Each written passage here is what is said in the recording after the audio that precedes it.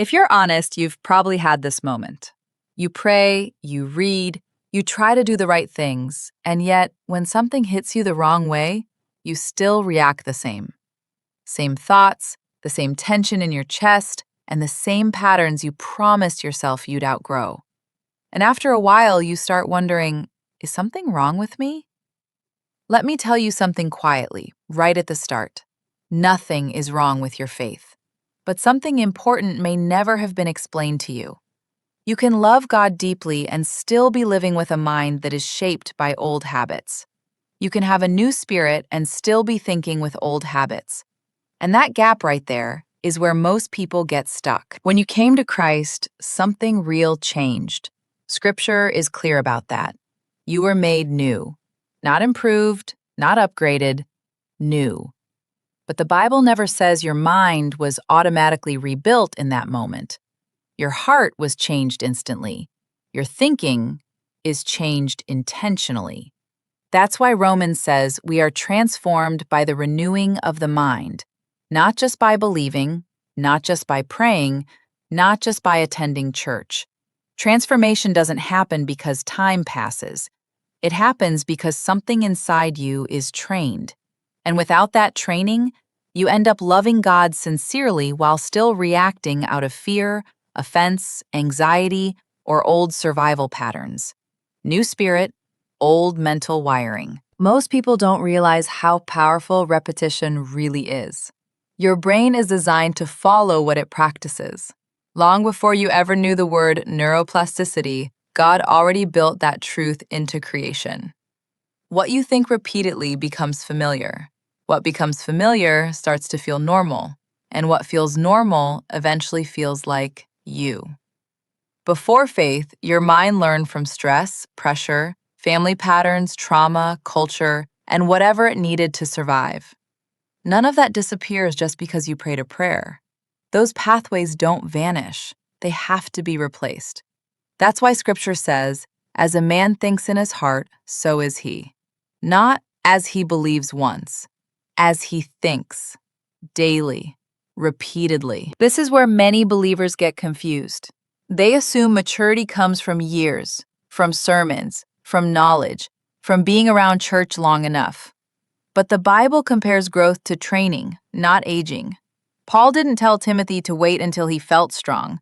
He told him to train himself. Training is uncomfortable. Training repeats the same movement again and again until your body no longer has to think about it. Your mind works the same way. Peace feels strange at first if you've practiced anxiety for years. Trust feels weak if fear has been your default language. Truth feels quiet when your thoughts are used to noise. Not because God's truth is small, but because your mind hasn't learned its voice yet. Think about Timothy for a moment. He wasn't rebellious. He wasn't lazy. He wasn't lacking faith. He was young, leading people older than him, carrying responsibility that stretched him. And Paul knew the real danger wasn't external pressure. It was internal shrinkage. A leader can serve faithfully and still think small. A believer can obey outwardly and still doubt inwardly. That's why Paul focused on his inner life, not his talent, not his calling, his thoughts. Because courage, endurance, patience, and clarity are forged there first, long before they ever show up in public. Scripture even makes this painfully clear when it talks about spiritual maturity. It says some believers live on milk while others can handle meat. And then it explains why. Not intelligence, not background, not gifting, practice, by reason of use. In other words, what you repeatedly exercise. That one phrase alone explains why so many people love God yet feel stuck in the same emotional cycles year after year. You don't change by wanting to change. You change by practicing new thinking until it becomes familiar. Until your nervous system recognizes peace as safe. Until your thoughts learn how to rest. This also explains why old thoughts feel louder than new ones. Fear pathways are strong because they were used often. Worry feels natural because it was rehearsed daily. Self-doubt speaks fluently because it had years of practice. Faith feels awkward at first because it's new. It hasn't been rehearsed, it hasn't been repeated. But repetition is what builds strength. Scripture meditation isn't symbolic. Speaking truth out loud isn't poetic. Choosing obedience when your emotions resist isn't small. Every one of those moments is physical training for your brain.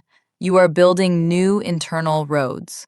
At first, they're narrow, quiet, easy to miss. But over time, they become the main path. This is why consistency matters more than intensity. One emotional breakthrough doesn't rewire a life, but quiet daily renewal does.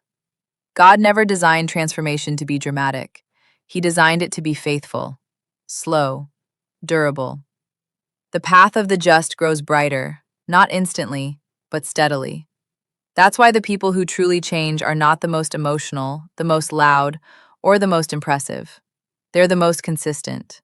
They return to truth again and again. They challenge old thoughts even when it's boring. They train when no one is watching. You don't need a new personality. Become someone else, more intense or more religious. You need new mental pathways. That's it. You're not weak or broken. You're not behind. You're simply untrained in this one area. And training can start at any point. Today, right now. One thought at a time.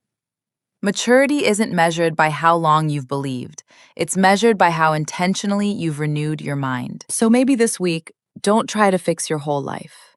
Just notice one thought pattern that keeps pulling you backward, or one reaction that no longer matches who you're becoming. And gently, deliberately, begin replacing it with truth. Not perfectly or dramatically, just faithfully. That's how transformation actually happens. And if this kind of slow, honest growth is something you want to walk through together, you're welcome here. You can subscribe if you'd like to continue these conversations. This space exists for people who are learning how to think differently, live steadily, and grow deeply, not loudly. I'm glad you're here.